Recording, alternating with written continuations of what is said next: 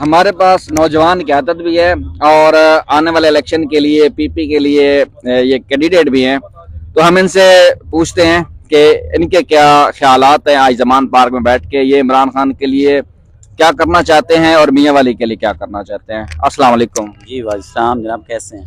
अल्लाह का शुक्र है। आप यहाँ पे कब से हैं और इमरान खान की जेल भरो तहरीक को किस तरह कामयाब करेंगे? जिस दिन ये सुबह 2 बजे कॉल चली, पहले दिन मैं तकरीबन कोई उसके 45 मिनट बाद यहाँ पहुँचा और फिर इन दोस्तों के साथ रोज़ाना जो है शाम से सुबह 2, 2:30, 3 बजे तक यहीं होते हैं। जिनको आपको पता है मैं प्रैक्टिसिंग वकील हूँ, तो जिनको कोर्ट्स में और कुछ बाकी मामलात, और जब तक ये सिलसिला चलता रहेगा हम खान साहब के साथ हैं, यहीं खड़े हैं। और वो जैसे कहते हैं ना कि खड़े थे, खड़े हैं और खड़े रहेंगे इंशाल्लाह इस हुकूमत के जाने तक। बल्कि ये हुकूमत नहीं है, मैं नहीं समझता इसको हुकूमत, ना ये सियासी पार्टियां हैं। बेसिकली ये जो 10-11 पार्टियां, ये हमारे बुजुर्ग बैठे हुए हैं, ये तो बड़ी अच्छी तरीके से वाकिफ हैं। ये एस्टेब्लिशमेंट की ना प्रेशर ग्रुप्स हैं, इनको सियासी पार्टी मैं नहीं कहता। भुट्टो जो था वो पार्लियामेंट में खड़ा होकर अयूब खान को डैडी कहता था, ठीक है। फिर नवाज शरीफ कैसे आया, या बाकी जो मौजूदा पॉलिटिशियंस हैं ये कैसे सियासत में है, इसको सियासत आप नहीं कह सकते, ना इसको जमहूरियत कह सकते। ये बेसिकली एस्टेब्लिशमेंट के पपेट्स हैं, जो कभी नून लीग को, कभी पीपल पार्टी को, कभी JUI को, कभी ये जो बलूचिस्तान की पार्टीज हैं उनको ला के ना एक हुकूमत बना दी जाती है। वो जनरल्स ने, वो जिस तरह हमारी डिविजन है ना सियासी पार्टियों की, इसी तरह वहाँ भी ग्रुप बंदी है, जिसको जो पसंद आता है उसी को ले आते हैं। असल वो सराकी में एक कहते हैं कि कमले नू ना मारो, कमले दी मां नू मारो कि कमला जमे ना। जेड़ी कमले दी मां है ना सर, बेसिकली सारी जंग है उससे नाल इस टाइम ये तो बेचारे कमले ने इन्हां दा तां इस्तेमाल होंदा है और इस्तेमाल होंदे रहे। आपने असल जगह की निशानदेही कर दी है कि असल में कौन यहाँ पे मुजरिम है जो इस पूरे मुल्क को पिछले 75 साल से जो है वो यरगमाल बना के बैठा है। देखें, मैं ये समझता हूँ कि हमारे बच्चों को पिछले 75 साल में मुताले पाकिस्तान की जगह मुगालते पाकिस्तान पढ़ाया गया है। हमारे बच्चों को ये पढ़ाया जाता है कि जी इकबाल ने ख्वाब देखा और कायद आज़म ने मुल्क बना दिया। ये इतनी सी बात है जैसे किसी ने कोई एक मंजी ठोकनी हो, समझ आइए। 16 लाख लोग मारे गए इस मुल्क के लिए, और जो पहली जंग आज़ादी 1857 में लड़ी है मुसलमानों ने, मौलाना हुसैन अहमद मदनी की क़यादत में। मुझे बताएं कि उस वक्त कायद आज़म या इकबाल पैदा हुए थे? हम क्यों अपनी पिछली 200 साल की तारीख बच्चों को नहीं पढ़ाते? आप 47 के से पहले का कोई एक वक्त, जब मैंने मैट्रिक की उस वक्त रेशमी रुमाल और जंग आज़ादी की तारीख जो थी वो मुताले पाकिस्तान का हिस्सा थी। अब क्यों नहीं है? वजह क्या है? 47 के बाद ये जो हमारा मुल्क है ना, मैं नहीं समझता कि ये कोई आज़ाद रियासत है या आज़ाद मुल्क है। ये मुल्क आज़ाद कराया 16-17 लाख मुसलमान इसके लिए जाने दी उन्होंने, लेकिन इसे ऐसा समझें कि इसकी रजिस्ट्री और इंतकाल हमारे नाम है, लेकिन कब्जा नहीं है। कब्जा आज भी ईस्ट इंडिया कंपनी का है। ईस्ट इंडिया, हमारी बदकिस्मती है कि 3 चीजें ज़हन में रखें, जब पाकिस्तान बना 3 चीजें हमें जहेज में, विरासत में मिली हैं। एक लिबरल फौज, एक लिबरल पॉलिटिशियन और एक लिबरल ब्यूरोक्रेसी।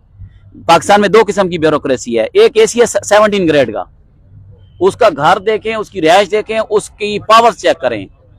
और एक है 19वें 20वें ग्रेड का प्रोफेसर, टीचर, वो 2-2 घंटे 4-4 घंटे उनको बाहर खड़ा करता है, क्योंकि वो जो ब्यूरोक्रेट है वो अंग्रेज का ब्यूरोक्रेट है, अंग्रेज की ब्यूरोक्रेसी से है।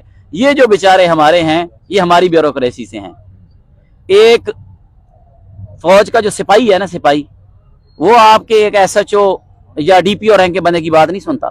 ये क्योंकि ये ब्यूरोक्रेसी आपकी है, वो ब्यूरोक्रेसी अंग्रेज की दी हुई है, और वो आज तक वैसे ही है। आप उनका रहन सहन देख लें और बाकी अफसरान का देख लें, आप DC, AC, सेक्रेटरीज की रिहाइश देखें, और उनके अब सिर्फ अपनी जुडिशरी को देख लें, जैसे मैं मुंसलिक हूँ। एक हाई कोर्ट का जज रिटायर होता है, उसकी मंथली पेंशन है 10 लाख रुपए, 300 लीटर पेट्रोल, 20-25 मुलाजम उसकी बीवी को 400 लीटर पेट्रोल मिलता है। किस लिए भाई?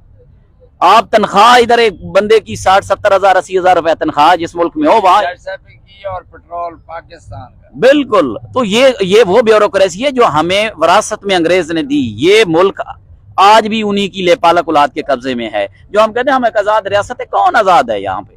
आप यहाँ बात करें, दूसरे दिन मैं कालम लिखता था नवाए वक्त में 2007 तक, 2007 से आज तक पैमरा ने मेरे कालमों पे पाबंदी लगाई। कौन सा बम मारता है यार एक पढ़ा लिखा आदमी? कालम ही लिखना होता है।